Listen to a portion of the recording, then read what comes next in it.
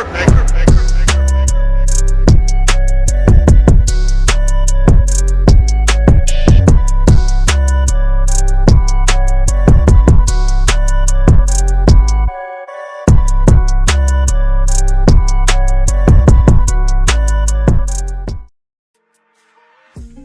up, everybody, and welcome to Charge Sports, the official podcast of the Oklahoma City Chargers, where we cover Oklahoma sports, college football, and more. I'm your host, Bobby Robinson, or for everyone who knows me on Twitter or any other social, CRG Bear. But we have plenty of topics today to really speak about, guys. I do deeply apologize for the long-awaited episode. I know that we were supposed to have this episode out the first week of January, but things have been coming up to where, I had to get a lot of stuff reorganized on the esports aspect, as well as just some stuff, moving arrangements coming up and all that other extra good stuff that happened this month that had to, really focus my attention. But today we do have some incredible topics that I would like to bring for the very first episode, and that's obviously deep diving to our very own Oklahoma City Thunder, who's been having a stellar season so far. We'll be discussing, discussing more about SGA's, Shai Gilgeous-Alexander's performance. Obviously, last year he was performing on an MVP level. This year he's relatively repeating that same or even better intensity and performances game in and game out. Then you have Chet, who was injured last year, looking to become a rookie of the year, already performing very well this year. So we're going to be deep diving in that. We also, like I said, are covering some of the college football stuff. There's a lot of stuff to go over in the transfer portal, the college football landscape. There's a lot of stuff that we can discuss there. And we're also going to be deep diving in a little bit more. Like I said, I do have an esports team, so you'll hear a lot about that throughout coming episodes. You also hear some, esports topics if something great gets brought up, or if we're going to another event, because you guys seen that we was at DreamHack Atlanta and things of that nature. So before we get into the episode, I want to thank the partners that we've currently had, which has been Zip Chair Gaming as well as Bodega Cats. I greatly appreciate both of them. If you guys can check out their socials, I'll have it in the description below as well. Enough of that. We are going to deep dive off into Oklahoma City Thunder. Now, guys, the biggest thing that a lot of people have slept on the Thunder from how this team has developed over the course of the last 3 years. This team has been very young, refreshing, and under a brilliant coach, but they're hungry. And it's been a very slept-on team until this year, in my personal take. And you're seeing that. You're seeing OKC Thunder coming in, not only being the second in the West currently with 29-13, and they're only a month away from the All-Star break. And that's huge in comparison to where you see some of the bigger teams, like the likes of Denver, who won the championship last year. Then you see where Boston is looking at. This Thunder roster right now, when you look at SGA and how he's performing, you look at Chet, then you look at the support of Luar Dort, and you see Jalen Williams, and you see how well they're performing this season is incredible. Now, obviously, with All-Star break coming up, you're expected to see some of these starters start to lay loose and try to get less games, especially trying to stay healthy going into the postseason, because we still have a decent amount of the season left. So it's still relatively too early to call if this team can go on and win the whole thing, because health matters the most in the NBA, and we're starting to see that more and more, especially with all the injuries, the torn ACLs we've seen over the course of the years. A lot of players are taking into consideration of their health more, and they start to rest a lot more after the All-Star break, outside of the teams that are hunting for those play-in spots or those last playoff position spots. But those who know they're secured in the seeding, you might see the teams lax. You might see a lot of rotation with the starters. There's a lot of things that can happen. Now, as stated before, I want to see this Thunder team be consistent, but I feel like the overall way of doing so is consistently rotating the starting lineup. Now, pulling up the stats that I normally do, I normally check all my stats for Oklahoma City Thunder at basketballrealgm.com. So if you guys want to check that out, for the last 30 games, you see Shai Gilgeous-Alexander leading, obviously, points per game with 31.4 points. You see Jalen Williams, who's someone I also highlighted earlier, who's averaging averaging 18.2 points per game. You have Chet Holmgren, who's averaging 17.9 points a game. You have Josh Giddey, who's averaging 11.9 points a game. You're having Dort averaging 11.1 points per game, and then you're also having like the lives of Isaiah Joe averaging 9.4, Carson Wallace averaging 6.9, Aaron Wiggins is averaging 5.1, Kirich Williams is averaging 4.6. So you're having pretty much like these. I just named off a decent amount. Even some of their bench players that are averaging points coming off, whether that's a three, whether that's getting some free throws going on. They're a young team, and a good majority of their roster is averaging at least 10 points per game, if not at least some of their starters who are rotating in. Now, and that's something to overall really consider on how this team is going to rotate, because they have a deep bench. They have young players on their bench and some veteran players as well that is contributing in ways that is helping this team win. To discuss a little bit more in particular on performances, SGA is ranked among top superstars in the league right now of potential MVP candidate. That's massive. Not only the lives of what he did last year being in the top 5, but this year he's repeating the same performances. And so it has changed dramatically overall with this Oklahoma City Thunder team because of the fact you see him grow more so from year one to now into a overall leader. But you also have Chet Holmgren, who is potentially going to be Rookie of the Year. You do have Victor Wembanyama over at San Antonio Spurs, who is potentially a candidate. And there's a few other athletes that's currently rookies that is looking at, but Chet is overall right now is showing that he is going to be looking to secure that with 17.9 points a game, 7.5 rebounds, and 2.6 blocks. He is proving that not only is he all-star capabilities, but the year that he was away, which last year theoretically was his rookie season, but he did not play a single game because of a torn ACL coming into a pre-summer. It was a pre-summer game, if I'm not mistaken, or if it was I think it was a preseason game, if I'm not mistaken, that he got injured last year prior to his rookie season. So this is theoretically his season without no games played, and I'm not too sure how the league is working that. I know that's controversial because a lot of people are like, oh, he had the ability to work with NBA talent and coaching.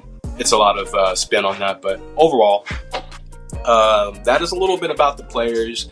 My personal conclusion on everything, at least, I feel like they just need to continue to build on consistency, rotating some of their bench players, making sure they're not playing SGA, Chet, Jalen Williams, Dort too much, because there are key vocal points to how this team is being successful, and we don't need to risk any injury. Now, I'm not saying, bench players and then we risk losing our position in playoffs or get bumped to play in or any of that nature, but I think that we definitely need to make sure that we give SGA and a few other starters a break. Maybe look to bring in some players like, some more bench players, trade in for a bench, a veteran bench guy to come over and assist to get some leverage off of SGA in particular. But I really do think right now, 34 minutes per game, if he continues this rate, we might see an injury coming along, especially because of how much they're playing hard against him.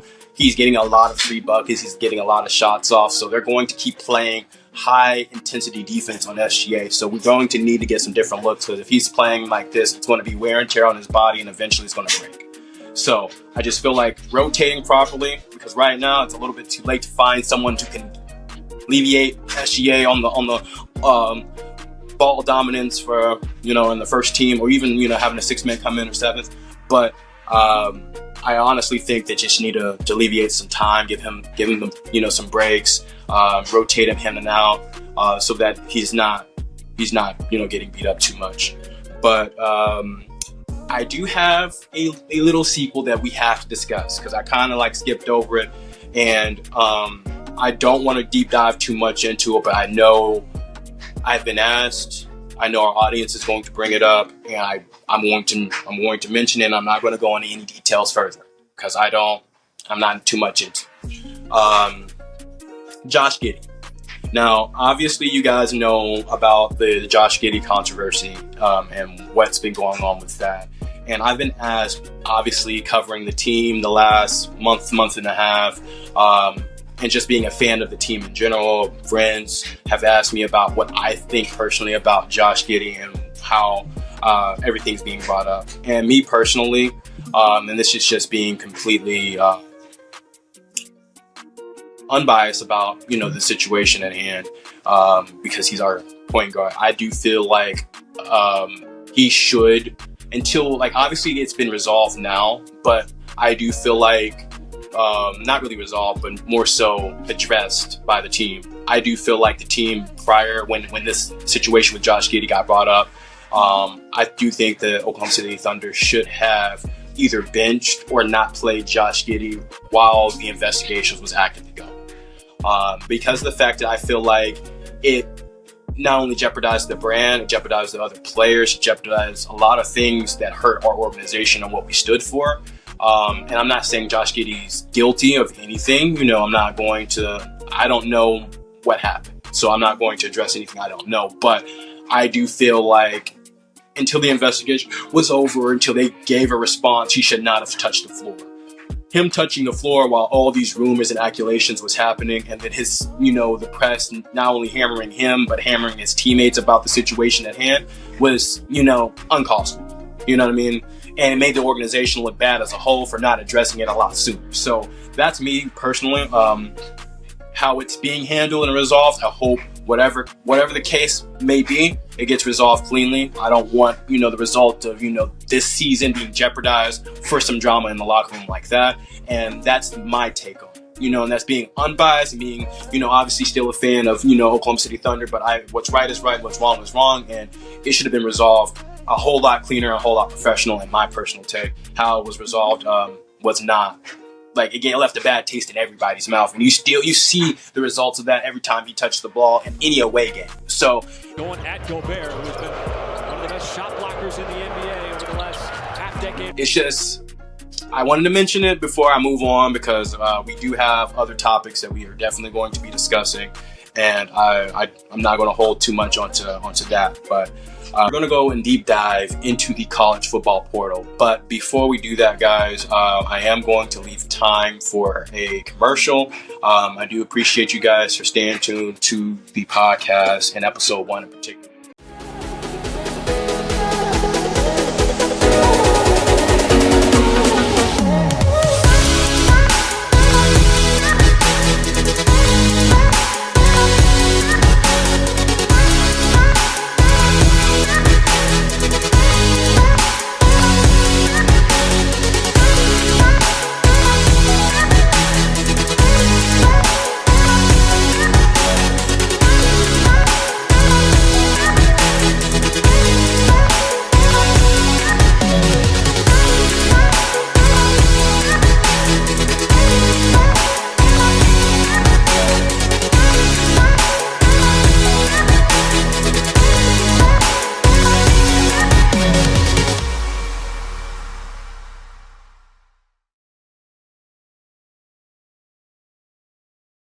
All right, guys, I am back, and we're going to be deep diving off into college football, and this is fun.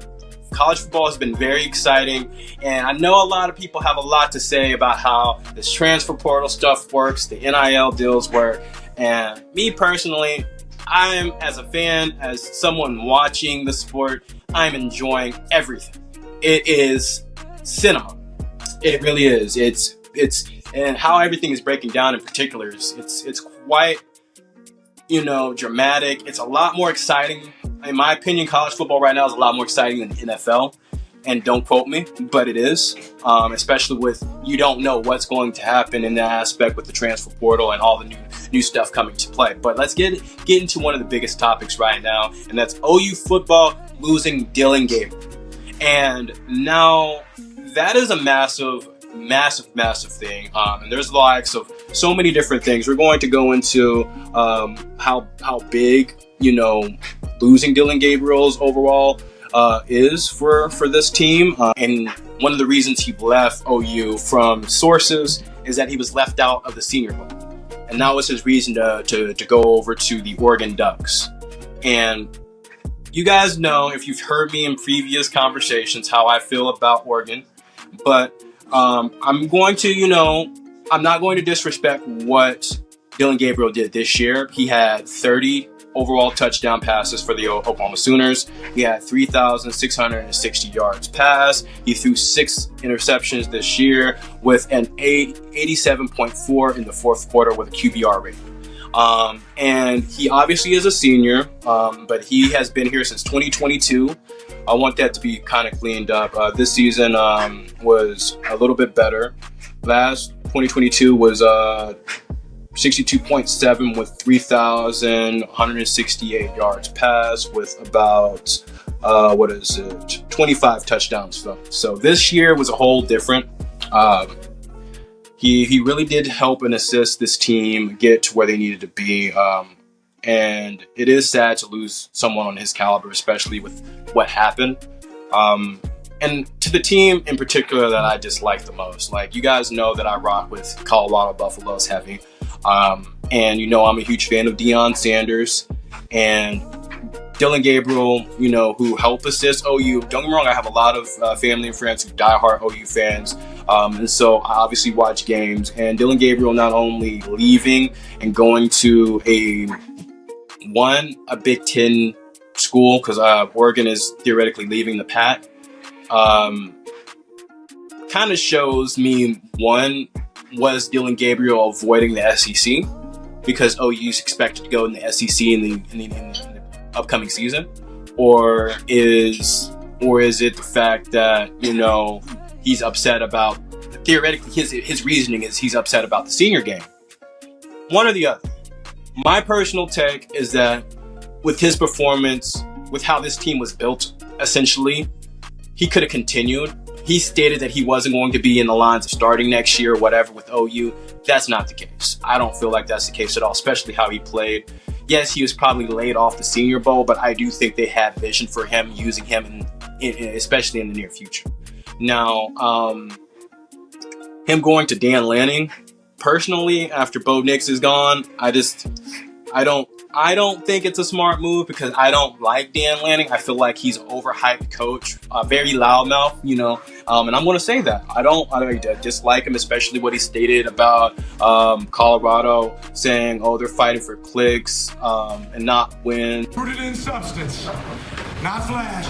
Rooted in substance. Today, we talk with our pads. You talk for your helmet, right? Every moment. The Cinderella story is over, man. Right? They're fighting for clicks, we're fighting for wins. There's a difference, right? There's a difference, right? This game ain't gonna be played in Hollywood, it's gonna be played on the grass, right? It's gonna be played on the grass. Let's go.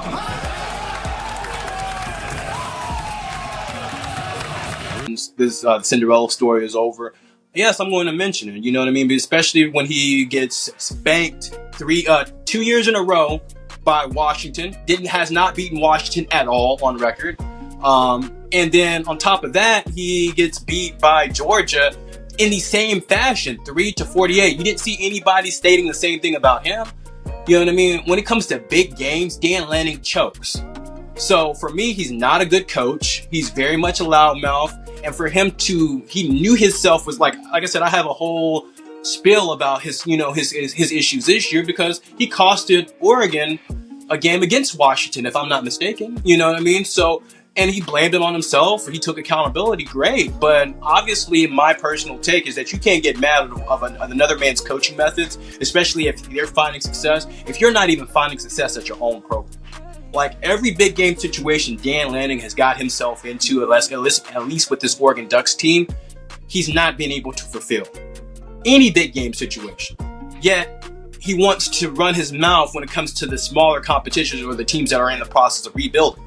He was overhyped about beating a Colorado team, and a season ago, this Colorado team was 1-13 or 1-12, if I'm not mistaken. They didn't win it. They won one game the previous season, and you're overhyped about beating them.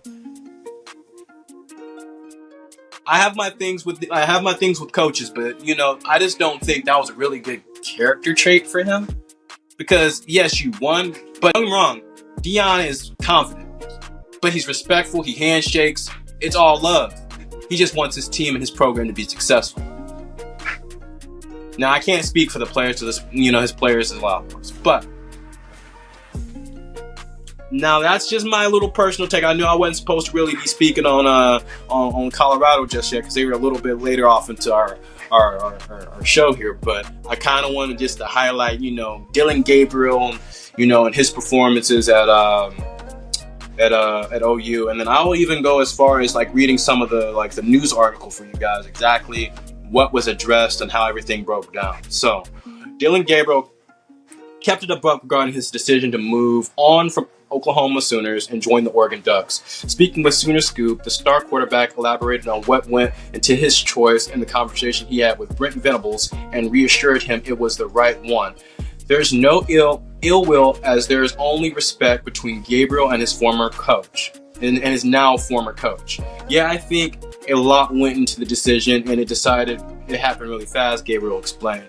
I had full intentions on going into the NFL after this year, and sat down and had meetings and kind of all got my homework, and wasn't the draft grade that I thought it would be. And then also not getting into the Reese Senior Bowl, something that I feel like kind of gives you a clear path of trying to get drafted. The decision of coming back to play, I think of it just made sense. I'm in a unique situation having this one last year to do this.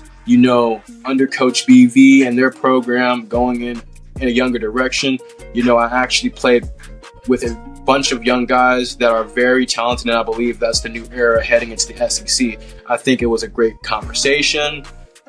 I respected Coach BV so much. I love him to death in terms of just being able to have a real conversation with him. And when I had that decision, was able to just go over to his house and just talk through everything. But I just respect him a bunch, and because we are we're able to have a mature conversation, very thankful. I appreciate that. And having someone like that in my unique conversation of having an extra year because of COVID, playing a bunch of football, is just understood it.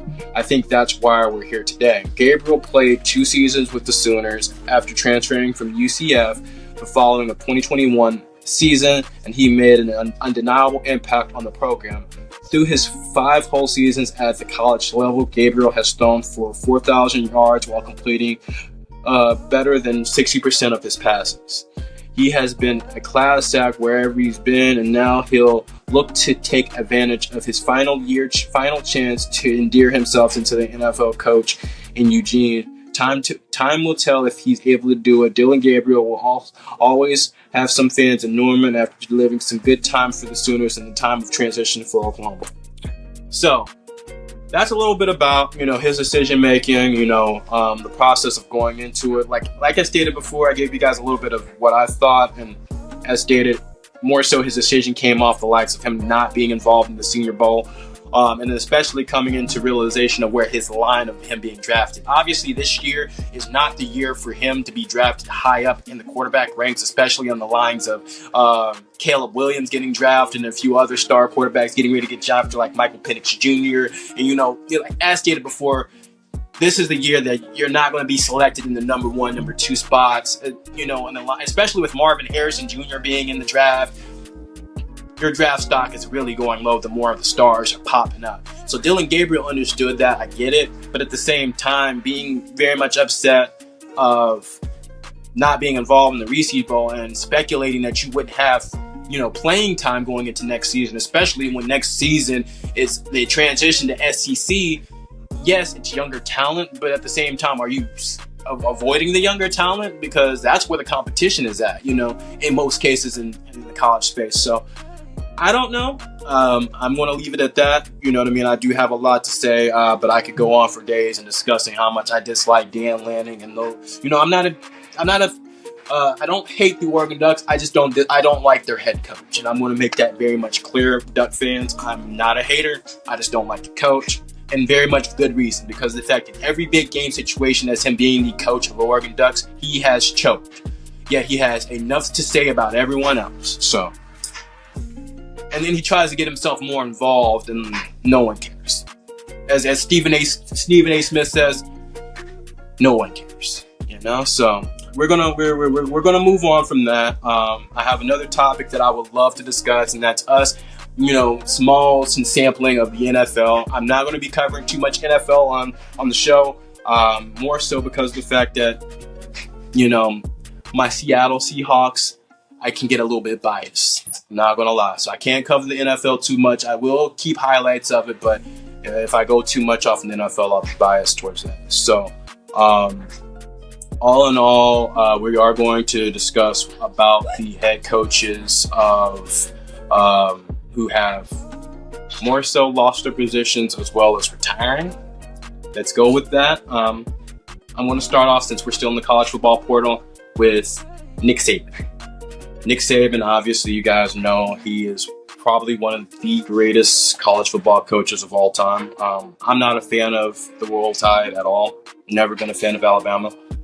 Will never be a fan of Alabama, but you have to give Nick Saban his flowers. And that's just bottom line to it. He completely changed the program around, as well as winning national titles prior to him coming to that said program. And for him to do something and have a grip of the early 2010s, and you didn't start to see his reign in until that Georgia team started to come on their reign, and they won 2 national titles. So you have to give Nick Saban his flowers, and him leaving is,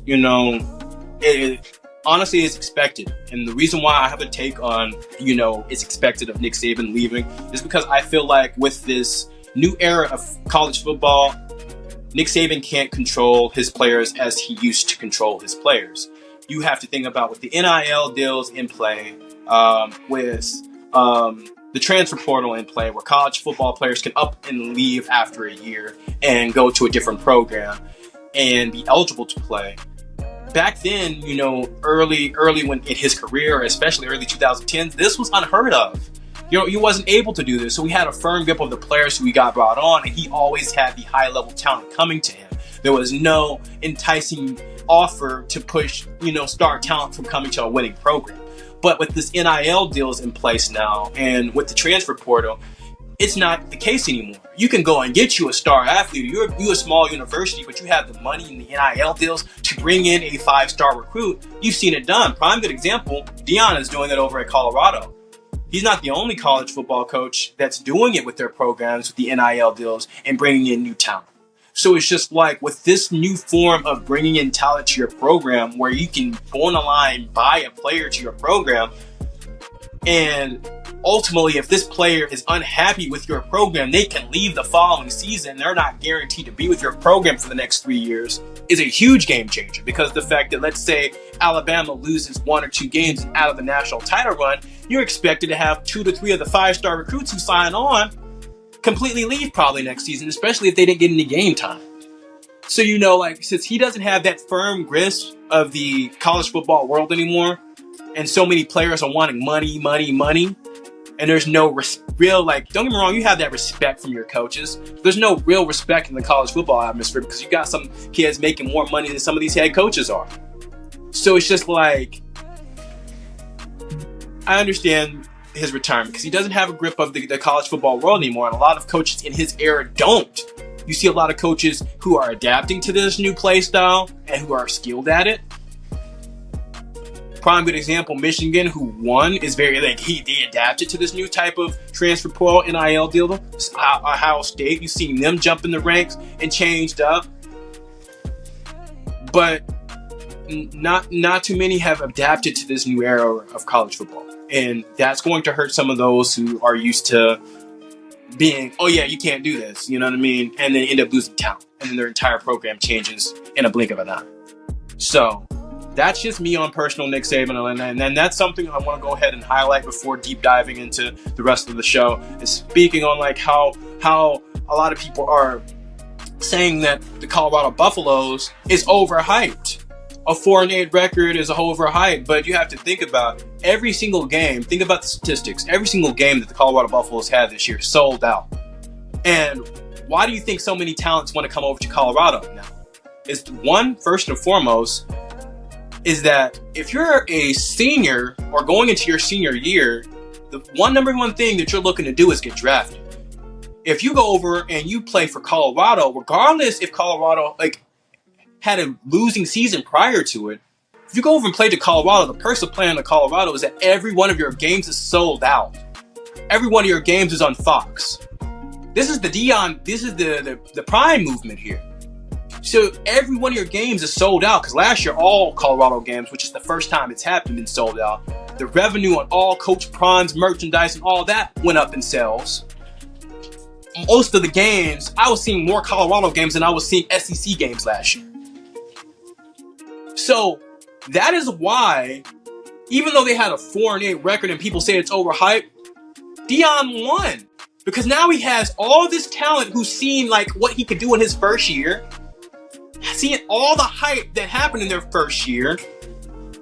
More seniors are going to realize, like, yo, if I go over and sign with Colorado, people are going to watch me. I get a chance to potentially be drafted. This is my last chance to raise my draft stock. So that's why you see Deion capitalizing, which I will go over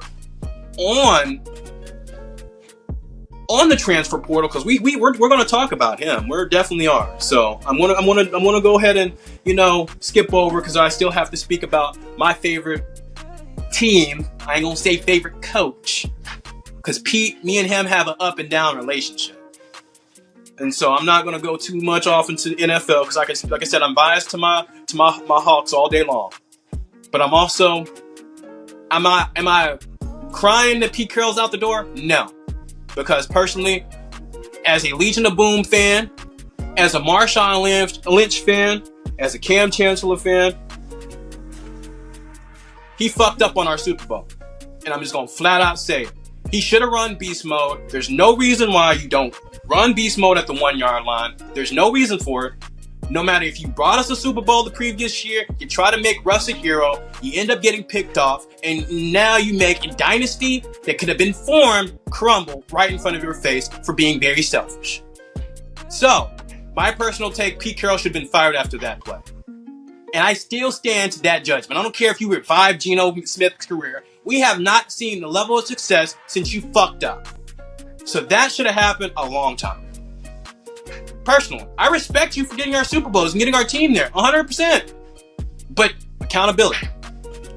If he was fired, he should have been fired a long time ago, because that was clear selfishness. Nobody can tell me that was a good play call. There's no way in hell. I have the best inside runner in the game. I got 2 timeouts remaining. I'm sitting at the 1-yard line, and I fucking throw a slant route. I'm not going to do it. And get picked off.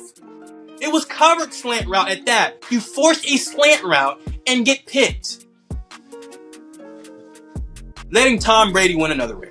That even makes it even more annoying. Making Tom Brady win another. Oh my God. Yeah. Pete Carroll, I respect you, but it was time. 100%. It was time. Lord. And I'm gonna still hold to it. I'm not even looking at all the previous season. No, I'm gonna hold to what happened. And any Seahawks fan who knows that feels the same way as I do would probably wave their hands, because we need a new head coach. And I'm gonna say, with me going about my Seahawks on the direction we need to go ahead, you already see he's interested in staying at Washington. Seahawks, pick up Michael Penix Jr. Do not let him go in the draft, please. We need him. We need him. We need a new quarterback. Michael Penix Jr., he might not done good at the Natty. He might have let Michigan blow him out, but he's still that dog. He's going to learn from that. He's going to learn from that. And nothing against Geno. I love Geno that he revived his career at Seattle. But at the same time, we need a dog. We don't need a pup. That's all I'm going to say. All right. All right, now let's go talk about Bill. We spoke about Tom. I don't like Bill either. I'm gonna let you know this. Even when he was with Atlanta, and I was probably not even born when he was with Atlanta, I don't like Bill. I think he's defensive coordinator with Atlanta, if I'm not mistaken. And if I'm wrong, go back and check me. But I don't like Bill Belichick. I'm glad that he's gone, and if he gets a new job, great.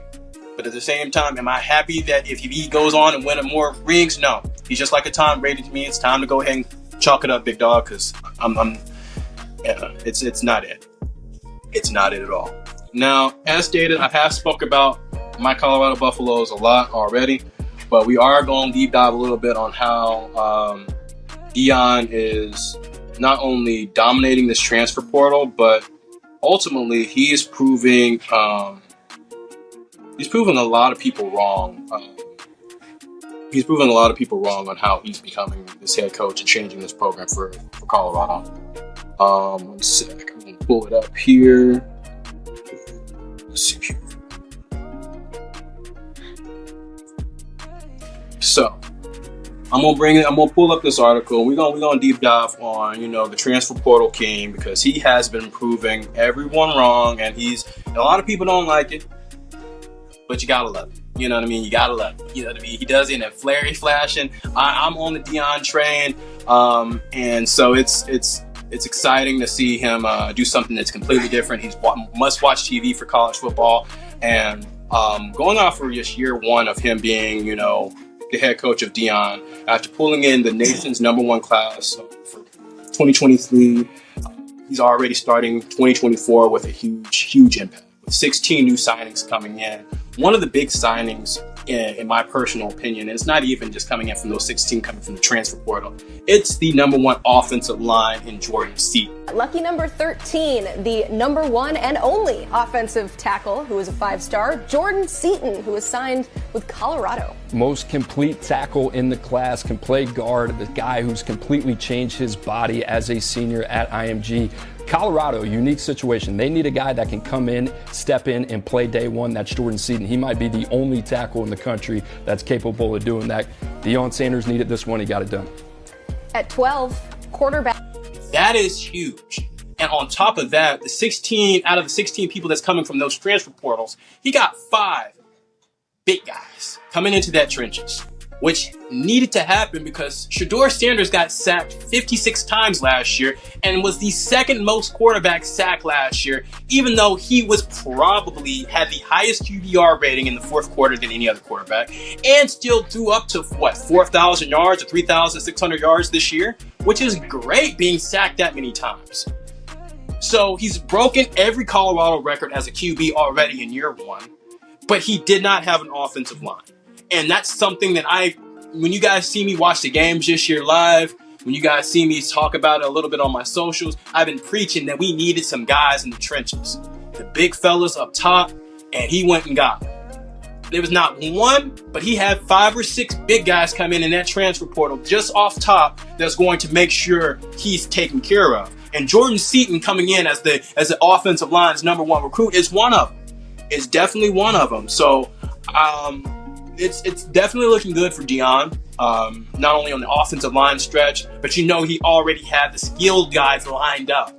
He had the skilled guys. Now, it's sad to see me not get a chance to see Xavier Weaver probably play another year. Maybe, I'm not sure. I don't know if he's staying a year or if that was his last year, but I would like to see Xavier Weaver play one more year. You know what I mean? I'm a huge fan. Obviously, I'm a Jimmy Horn fan, so I would love to see more of Jimmy Horn, which is staying.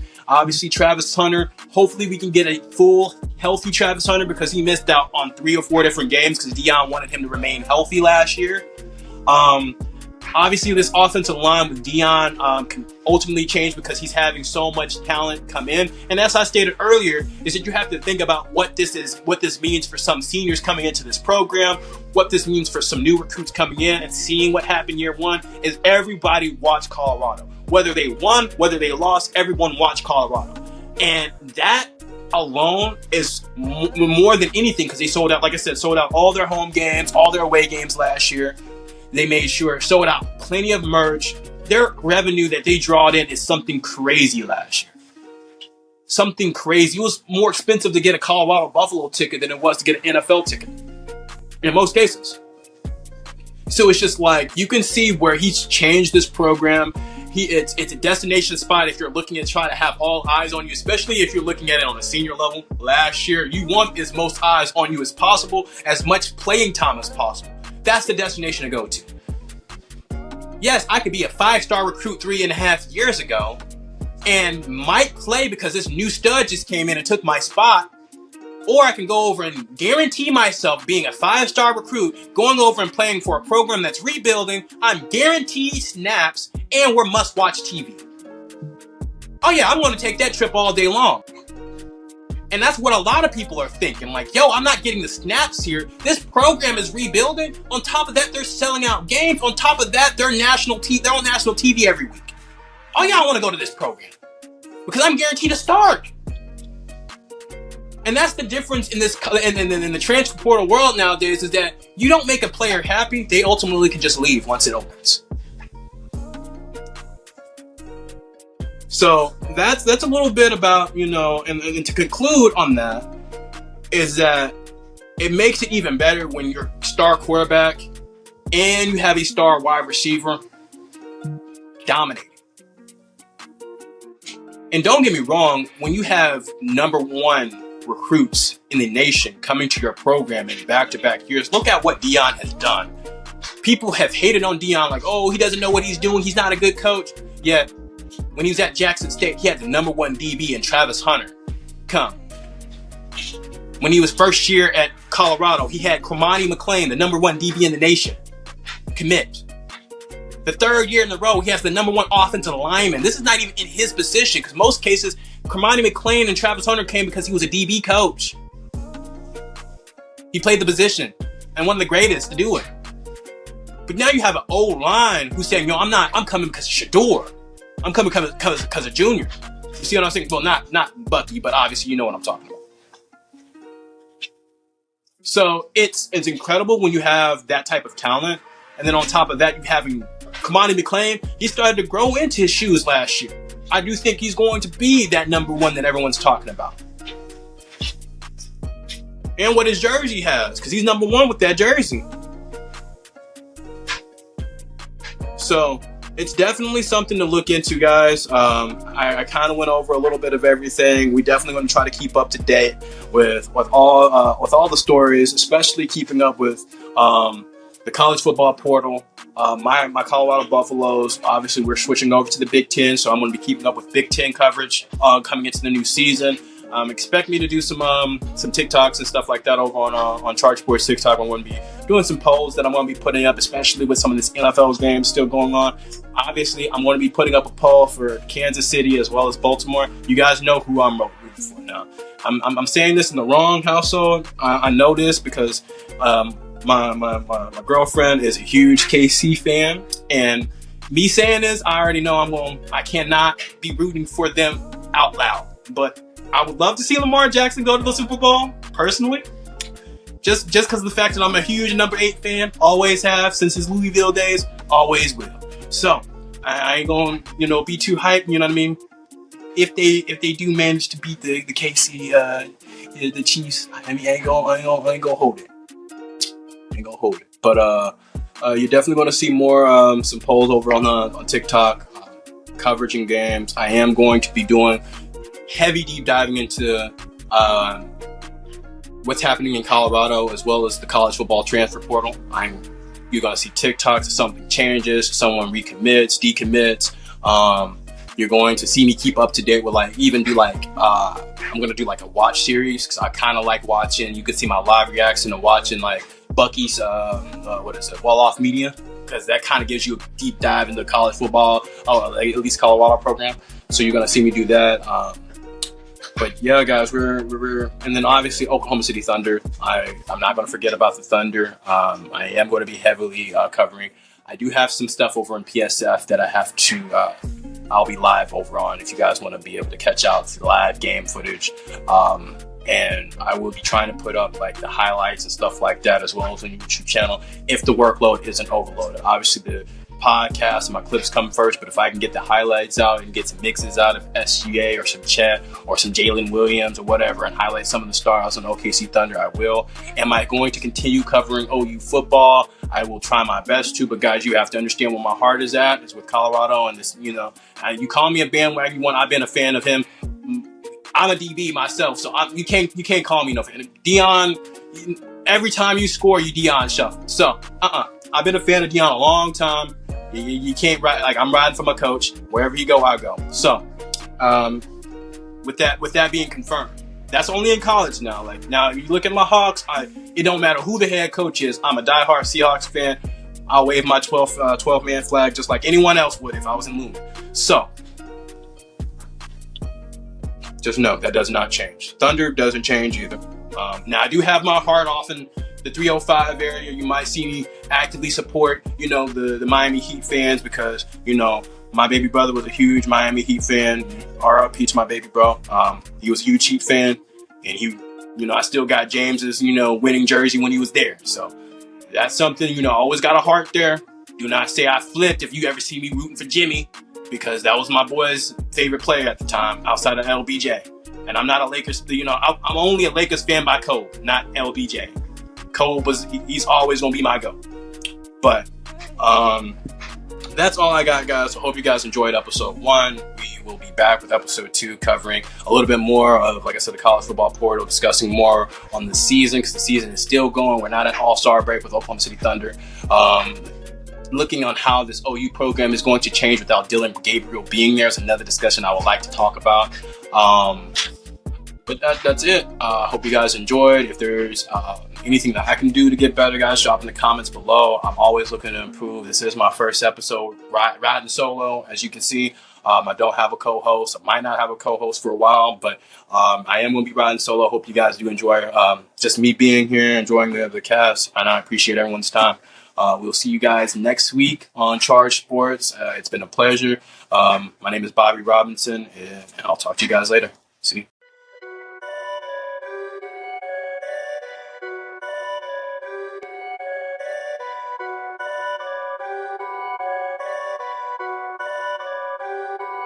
Perfect.